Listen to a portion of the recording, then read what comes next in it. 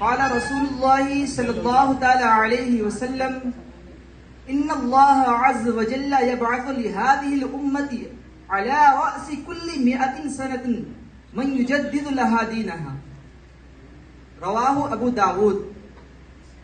ابو داود شریف کی حدیث میں حدیث نمبر 4291 میں ہے کہ رسول اللہ صلی اللہ تعالی علیہ وسلم نے ارشاد فرمایا کہ یقیناً میری امت میں ہر 100 برس پر ایک مجدد آئیں گے جو ان کے دین کو زندہ کریں گے. سبحان اللہ. تو آقا صلی اللہ تعالی علیہ وسلم کے فرمان کے مطابق 14ویں صدی میں ہندوستان کی سرزمین پر ایک ایسا تابندہ ستارہ جلوگر ہوتا ہے. میری مراد کوئی اور نہیں ہے بلکہ اعلی حضرت مجدد دین و ملت، حامی سنت، ماہی بدعت، عالم شریعت، پیر طریقت، الحافظ القاری شاہ امام احمد رضا فاضل بریلوی ہے میری مراد. کہ ان کا مختصر سا تعارف کراتا ہوں کہ ان کا نام محمد ہے اور ان کے دادا نے احمد رضا کے نام سے پکارا اور اسی نام سے ان کی شہرت ہوئی. اور ان کی پیدائش 10 شوال مکرم 1272 ہجری مطابق 14 جون 1856 عیسوی میں بریلی شریف میں ہوئی.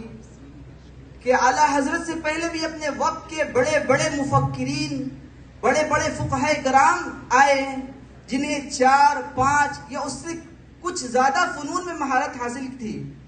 لیکن جب اعلیٰ حضرت کی ذات کا آپ مطالعہ کرتے ہیں تو معلوم ہوتا ہے کہ اللہ تبارک و تعالیٰ نے آپ کو 55 علوم عطا فرمائے اور بعض نے تو 100 سے بھی زیادہ علوم ثابت کیے ہیں. کہ 13ویں 14ویں صدی میں ایسا کوئی مفکر نظر نہیں آتا کہ جس مسئلے پہ قلم اٹھایا مسئلے کے جواب میں پورا رسالہ ہی تیار کر دیا. ایک جہان امام احمد رضا میں ایک واقعہ ہے کہ ایک دن یوں ہوا کہ استاذ کریم آپ کو قرآن میں کوئی اعراب پڑھائے تو آپ نے اس کے خلاف پڑھا. پھر استاد سخت لہجے میں پھر بتائے تو آپ نے پھر وہی پڑھا جو پہلے پڑھے تھے. تو قریب کمرے میں دادا حضور تشریف رکھے تھے. آپ نے ان کو بلایا کیونکہ انہیں بھی یہ غلطی محسوس ہو رہی تھی. بلانے کے بعد دوسرا قرآن منگا کر جب ملا کر واضح کیا تو کاتب کی غلطی سے زیر سے زبر ہو گیا تھا. کاتب کی غلطی سے زیر سے زبر ہو گیا تھا. تو اعلیٰ حضرت سے سوال کرتے ہیں، اے بیٹے تم نے استاذ کے مطابق کیوں نہیں پڑھا؟ تو اعلیٰ حضرت عرض کرتے ہیں کہ میں تو پڑھنے کی کوشش کر رہا تھا لیکن میری زبان سے جاری ہی نہیں ہو رہا تھا.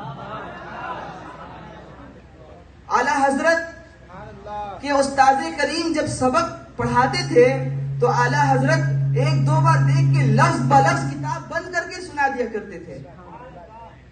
اعلیٰ حضرت کی بے شمار کرامتیں ہیں، بے شمار کرامتیں ہیں کہ آپ 13 سال 10 ماہ 5 دن کی عمر میں فاضل اجل عظیم عالم مفتی ہو گئے تھے. اور جس دن آپ فارغ ہوئے اسی دن رضاعت کے مسئلے میں پہلا فتویٰ لکھا. جب آپ پہلا فتویٰ لکھے تو والد ماجد نے جب چیک کیا تو بالکل صحیح تھا تو اسی دن سے آپ کو فتویٰ لکھنے کے لیے بٹھا دیا. اعلیٰ حضرت کی بے شمار کرامتیں ہیں کہ آپ کے دور میں، آپ جس دور میں پیدا ہوئے وہ اس میں بے شمار فتنے ہو گئے تھے.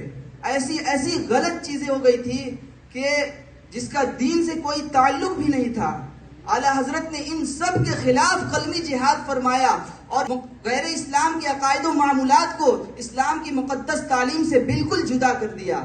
جب فتنہ علم غیب اٹھا تو اعلیٰ حضرت نے قلم اٹھایا، دولت المکی کیا، الفداد الملکی کیا، ازاحت العیب، ماہیت العیب، ابراء المجموع جیسی کتاب تصنیف فرمائی، فرما کر ان کا رد کیا۔ جب اس دور میں امکان کذب باری تعالیٰ کا فتنہ اٹھا تو اعلیٰ حضرت نے قلم اٹھایا جو کہ ان کی فتنے کو ختم کرنے کے لیے سبحان السبوج ایسی کتاب لکھی کہ جس کے سطر سے دلائل و براہین کے چشمے بہ رہے تھے۔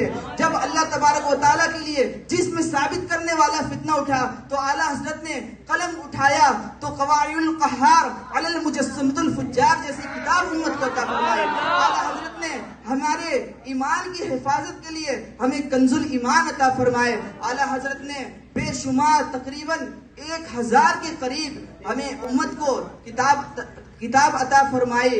اعلیٰ حضرت نے یہ ہمیں سکھایا کہ ہم محمد کا میلاد منانے والے ہیں، رسول کا ذکر کرنے والے ہیں، ابو بکر کو سب سے افضل ماننے والے ہیں، فاروق اعظم کی عدالت کے قائل ہیں، عثمان غنی کی سخاوت کے قائل ہیں، حضرت علی کی ولایت کے قائل ہیں، اور ہم امام حسن کو سب سے بڑا مصلح مانتے ہیں جو کہ حضرت امیر معاویہ رضی اللہ تعالیٰ عنہ کا ہاتھ پکڑ کر اس امت کو جوڑا تھا۔